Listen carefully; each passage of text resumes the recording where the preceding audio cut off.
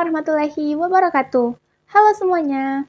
Perkenalkan, nama saya Sifayatun Saskia dengan NIM 240801011 dari Program Studi Ilmu Politik UIN Araniri, Banda Aceh. Jadi, di sini saya akan menjelaskan tentang teori-teori komunikasi.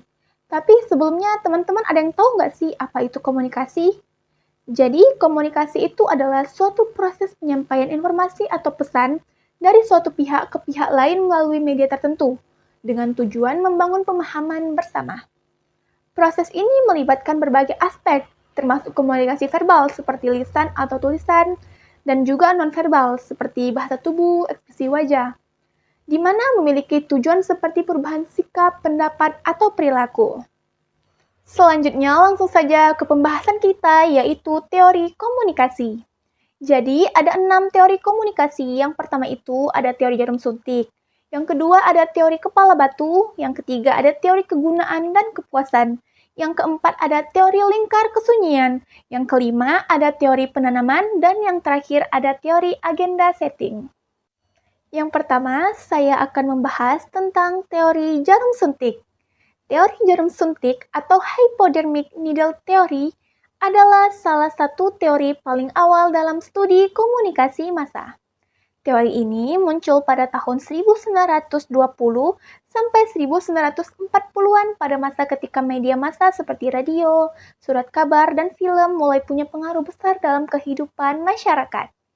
Disebut jarum suntik karena teori ini mengibaratkan pesan yang disampaikan media massa seperti obat yang disuntikkan langsung ke dalam tubuh seseorang.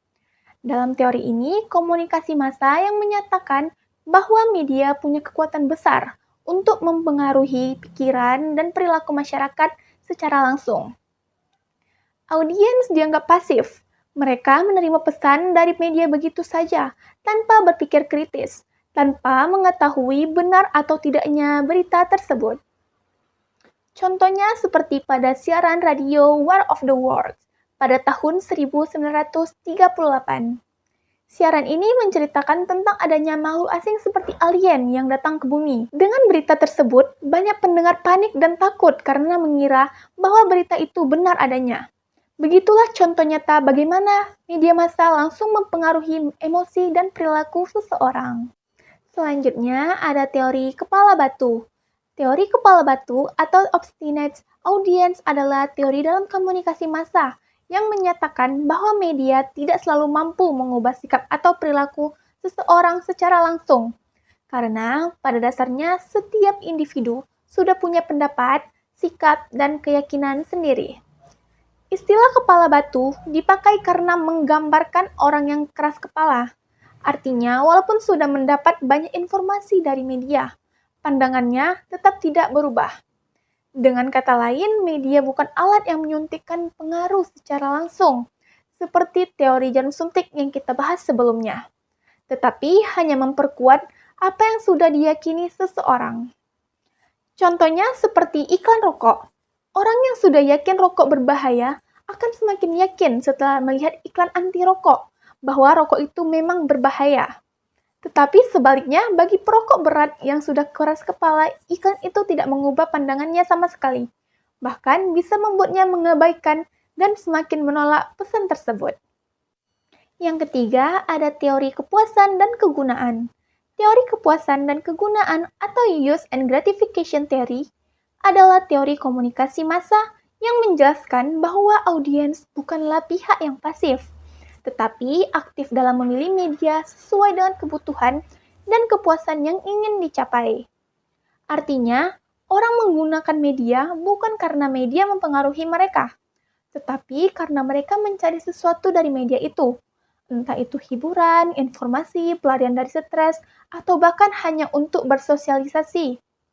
Jadi, kebalikan dari teori jarum suntik sebelumnya, kalau teori jarum suntik melihat media sangat kuat dan audiens pasif, teori ini justru menekankan peran aktif audiens dalam memilih media untuk memenuhi kebutuhan mereka sendiri. Yang keempat ada teori lingkar kesunyian.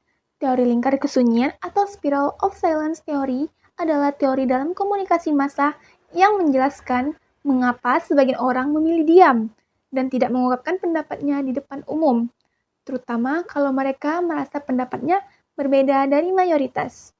Teori ini dikemukakan oleh Elisabeth Noel Neumann, seorang ilmuwan komunikasi asal Jerman pada tahun 1974.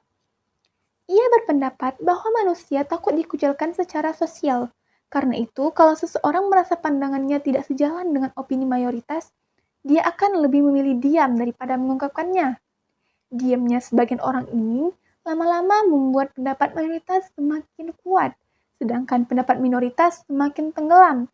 Inilah yang disebut lingkar kesunyian. Contohnya seperti opini politik di media massa, misalnya di Twitter, mayoritas pengguna pendukung calon presiden tertentu. Orang yang sebenarnya mendukung calon lain takut dikritik atau dibully atau bahkan dianggap aneh. Jadi mereka memilih diam atau tidak memposting opininya. Akibatnya, suara mayoritas terlihat semakin besar dan pandangan lain semakin tidak kelihatan. Yang kelima, ada teori penanaman. Teori penanaman atau cultivation theory adalah teori dalam komunikasi massa yang dikemukakan oleh George Cerner pada tahun 1960-an. Teori ini menjelaskan bahwa media massa, terutama televisi dan juga media sosial, dapat menanamkan nilai, pandangan, dan persepsi tertentu ke dalam pikiran penonton secara perlahan dan bertahap. Artinya, semakin sering seseorang terpapar pesan dari media, maka semakin besar kemungkinan ia mempercayai bahwa dunia nyata sama seperti yang digambarkan di media.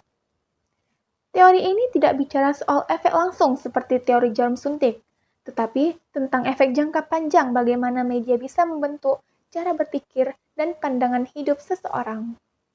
Contohnya, seperti standar kecantikan di media sosial. Sering melihat influencer dengan tubuh ideal, wajah mulus, dan gaya hidup mewah bisa membuat orang-orang percaya bahwa cantik itu harus seperti itu atau bahagia itu harus kaya dan terkenal. Sehingga kecantikan memiliki standar tertentu dan semua orang akan berbondong-bondong untuk mengikuti gaya hidup seperti influencer tersebut. Dan yang terakhir ada teori agenda setting. Teori agenda setting atau agenda setting teori adalah teori dalam komunikasi massa yang menjelaskan bahwa media massa tidak selalu memberitahu kita apa yang harus kita pikirkan, tetapi media massa memberitahu kita apa yang penting untuk dipikirkan. Teori ini pertama kali dikemukakan oleh Maxwell McCombs dan Donald Shaw pada tahun 1972 berdasarkan penelitian mereka terhadap pemilihan presiden di Amerika Serikat. Intinya, media punya kekuatan untuk menentukan isu apa yang dianggap penting oleh masyarakat dengan cara memberikan lebih banyak perhatian terhadap isu tersebut. Contohnya seperti pandemi COVID-19 pada tahun 2020 sampai 2021 di Indonesia. Saat pandemi, hampir semua berita di TV, koran, dan media sosial membahas COVID-19. Akibatnya, masyarakat menganggap pandemi sebagai hal yang penting yang harus diperhatikan bahkan lebih dari isu lain. Dari semua teori yang saya jelaskan tadi, bisa kita simpulkan bahwa hubungan antara media massa dan masyarakat bersifat dinamis dan terus berkembang. Pada awalnya, seperti dalam teori jarum suntik, media dianggap sangat kuat dan audiens pasif.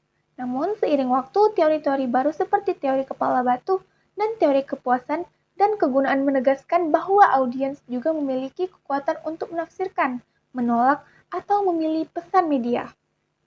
Sementara itu, teori penanaman dan agenda setting menunjukkan bahwa pengaruh media seringkali tidak langsung, tetapi bekerja secara halus dan bertahap dalam membentuk pandangan dunia masyarakat.